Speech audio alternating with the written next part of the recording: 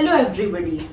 आज शुरू करने से पहले मैं कुछ एग्जांपल्स देना शुरू करती हूँ, उसके बाद हम अपने मेन टॉपिक पे आएंगे। पहला एग्जांपल मेरा रिलायंस का है, जो डील करता है रिलायंस ट्रेंड्स के साथ, रिलायंस डिजिटल के साथ, रिलायंस फुटप्रिंट के साथ, रिलायंस फ्रेश के साथ और भी बहुत सारे प्रोडक्ट रिलायंस के अवेलेबल है मार्केट में। उसके बाद मेरा दूसरा एग्जाम्पल है पतंजलि, जो स्टार्ट तो पहले आयुर्वेदिक मेडिसिन के साथ किया, उसके बाद फिर वो आया कॉस्मेटिक या ब्यूटी प्रोडक्ट्स के ऊपर, उसके बाद फिर वो आगे बढ़ गया ग्रोसरी आइटम्स के ऊपर। फिर एलजी, वर्लपूल, ऐसे कई भी कंपनियां हैं जो AC, fridge, TV, washing machine बनाते हैं। तो जी हाँ, मेरा आज का टॉपिक है डिविजनल स्ट्रक्चर, क्योंकि ये डिफरेंट प्रोडक्ट्स के ऊपर फोकस करते हैं और हर डिवीजन के लिए उन्होंने अलग अलग डिपार्टमेंट्स भी बना के रखा है। ये जैसे कॉस्मेटिक डिपार्टमेंट है और यहाँ पे प्रोडक्शन, परचेज, फाइनेंस और मार्केटिंग सारे डिपार्टमेंट्स का इकट्ठे ये लोग काम करते हैं ताकि ये फोकस कर सके कॉस्मेटिक बनाने के ऊपर। फिर ये गवर्नमेंट डिपार्टमेंट का एग्जाम्पल है, जहाँ पे इन्होंने एक डिवीजन बनाया हुआ है और उसके अंडर में सब डिपार्टमेंट इन्होंने क्रिएट करके रखा है ताकि ये सब फोकस कर सके गवर्नमेंट बनाने के ऊपर।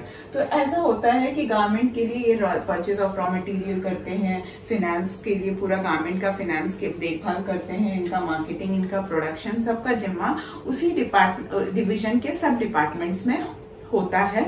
ये डिविजनल स्ट्रक्चर इसलिए किया जाता है क्योंकि इसका रॉ मटेरियल और इसके रॉ मटेरियल में बहुत फर्क होता है, इसीलिए ये अपना परचेजिंग, अपना इक्विपमेंट्स, मशीनरीज और प्रोडक्शन प्रोसेस भी इनका डिफरेंट होता है। सब कुछ इनका बहुत डिफरेंट होता है, इसलिए इन्होंने अपना एक डिवीजन बना रखा है। तो शुरू करते हैं डेफिनेशन के साथ। तो डिविजनल स्ट्रक्चर कहता है when jobs related to one products are grouped under one department. तो एक प्रोडक्ट है, ये जॉब एक डिपार्टमेंट में ग्रुप हो गया, तो इसको कहते हैं डिविजनल स्ट्रक्चर। अभी इसमें बोलते हैं several products various divisions are created. तो सेवरल प्रोडक्ट्स डिविजनल स्ट्रक्चर में होता है और उसके लिए अपना एक डिविजन ये लोग क्रिएट कर लेते हैं। तीसरा पॉइंट कहते हैं each division works as a profit centre. तो यहाँ पे हर डिवीजन अपना प्रॉफिट एंड लॉस के लिए खुद रिस्पॉन्सिबल होता है, खुद जिम्मेदार होता है। तो जैसे कॉस्मेटिक डिवीजन अपना प्रॉफिट सेंटर है, इस गवर्नमेंट डिपार्टमेंट अपना प्रॉफिट जनरेट करता है। तो अभी चलते हैं सूटेबिलिटी ऑफ डिविजनल स्ट्रक्चर के ऊपर। तो पहला पॉइंट इसमें ये कहते हैं कि large varieties of product are produced. तो यहाँ पर लार्ज वैरायटीज ऑफ प्रोडक्ट होता है, प्रोडक्ट इतने तरीके के हो सकते हैं कि उसका कोई हिसाब नहीं है, कोई किसी भी प्रोडक्ट पे अपना काम शुरू कर सकता है। उसके बाद है विद डिफरेंट रॉ मटेरियल्स। तो हाँ, मैं पहले ही आपको बता चुकी हूँ कि हर डिपार्टमेंट का रॉ मटेरियल ऑल टुगेदर पूरा डिफरेंट है। दूसरा है to determine profit and loss made by each division. यहाँ पे प्रॉफिट हुआ या लॉस हुआ ये आसानी से डिटरमाइन हो जाएगा कॉस्मेटिक डिपार्टमेंट का, और इससे ये फायदा होता है कि बिना डिस्टर्ब किए हम इसको एक्सपैंड कर सकते हैं या इस डिपार्टमेंट को क्लोज कर सकते हैं, इसका ग्रोथ कर सकते हैं, कुछ भी कर सकते हैं। तो इससे क्या होगा, ये दोनों डिपार्टमेंट में कोई फर्क नहीं पड़ेगा। अगर ये क्लोज भी हो जाता है तो ये दोनों डिपार्टमेंट अपना चलता रहेगा, ये ग्रो भी करता है तो ये डिपार्टमेंट अपने हिसाब से काम करते रहेंगे। तो प्रॉफिट सेंटर से ये डिसीजन आसानी से लिया जा सकता है कि कंपनी का प्रोग्रेस क्या चल रहा है, प्रॉफिट में चल रहा है, लॉस में चल रहा है, और इसको लेके हमें क्या करना है। तो ये डिसीजन मैनेजमेंट आसानी से ले सकता है। अभी एडवांटेजेस पे आते हैं। तो पहला एडवांटेजेस ऑफ डिविजनल स्ट्रक्चर का होता है प्रोडक्ट स्पेशलाइजेशन। इसका मतलब होता है कि one product is grouped in one department. तो क्योंकि ये एक प्रोडक्ट के ऊपर फोकस करते हैं, क्योंकि इनका अपना एक डिवीजन रहता है, उसमें अपना डिपार्टमेंट रहता है, इसीलिए प्रोडक्ट स्पेशलाइजेशन इनका अच्छे से हो सकता है। एकदम अच्छा प्रोडक्ट बनाते हैं वो मार्केट पे, ताकि वो दूसरे ब्रांड के साथ आसानी से compete कर सके।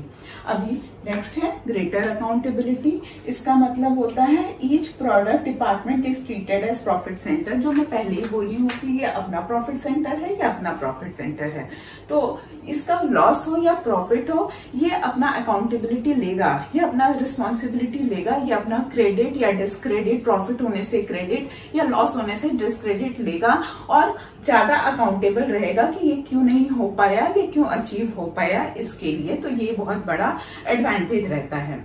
उसके बाद तो तीसरा पॉइंट है फ्लेक्सिबिलिटी, जिसमें कहते हैं कि ये प्रमोट करता है flexibility and initiative as each division functions as an autonomous body. तो यहाँ क्या है, ये अपना इंडिपेंडेंट बॉडी है, ये अपना इंडिपेंडेंट बॉडी है, तो हर यूनिट अपना इंडिपेंडेंट बॉडी है जहाँ पे ये ऑटोनोमस यूनिट जैसा काम करते हैं। ऑटोनोमस यूनिट मतलब होता है जहाँ पे वो लोग फ्री होते हैं अपना डिसीजन लेने के लिए। इससे क्या होता है, फ्लेक्सिबिलिटी बढ़ जाता है, वो अपना इनिशिएटिव खुद ले सकते हैं, फास्टर डिसीजन ले सकते हैं, क्योंकि ऑटोनोमस बॉडी है तो डिसीजन मेकिंग पावर इनके पास है। तो मार्केट में अगर कोई भी अपॉर्चुनिटी आ रहा है, कुछ चेंजेस करना है, कुछ नया फैशन के हिसाब से इनको आगे बढ़ना है, तो ये आसानी से कर सकते हैं। क्योंकि आप गारमेंट डिपार्टमेंट में ही देख लीजिए कि कपड़ों में, हर कपड़े में बड़ा स्टाइलिश चेंज होता रहता है, फैशनेबल चीजें ऐड होते रहते हैं, कहीं से कुछ हो जाता है, कभी कहीं से ड्रेसेस में वेरिएशंस आने लगते हैं। तो ये तुरंत अपना डिसीजन लेके according to the business environment अपना अपॉर्चुनिटीज को ग्रैब कर सकते हैं, इसीलिए काफी फ्लेक्सिबल रहते हैं, फास्टर डिसीजन मेकिंग होता है। और चौथा एडवांटेजेस है एक्सपेंशन एंड ग्रोथ, जो मैं पहले ही बता चुकी हूँ कि नया डिवीजन आप बिना किसी को नुकसान पहुंचाए, बिना किसी को डिस्टर्ब किए एक नया यूनिट ऐड कर सकते हैं। एक्सपेंशन एंड ग्रोथ आसानी से यहाँ पे हो सकता है। तो फिर यहाँ ये रहा हमारा एडवांटेज। इसके बाद हम लिमिटेशंस पढ़ेंगे। तो डिसएडवांटेजेस ऑफ डिविजनल स्ट्रक्चर है, पहला departmental conflict. Departmental conflict generally होता है क्योंकि एलोकेशन ऑफ फंड लेके ऑर्गेनाइजेशन का सारा फंड अल्टीमेटली उस कंपनी को चला जाता है और फिर वो अपने वेरियस डिविजन्स को, जैसे कि मान लीजिए कि रिलायंस का, तो रिलायंस के वेरियस डिपार्टमेंट्स हैं लेकिन उसके डिविजनल फंड्स अल्टीमेटली तो कंपनी को चला जाता है। फिर कंपनी उधर से फंड्स सबको एलोकेट करता है ताकि वो अपना काम आगे फर्दर प्रोसीड कर सके।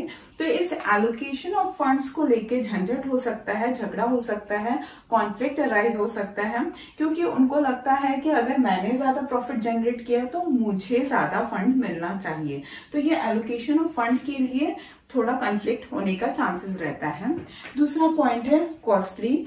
तो कॉस्टली इसलिए होता है क्योंकि हर डिवीजन को मेंटेन करना पड़ता है, बहुत सारे अपने फैसिलिटीज जैसे कि इक्विपमेंट्स के लिए, फिर ऑफिशियल्स के लिए।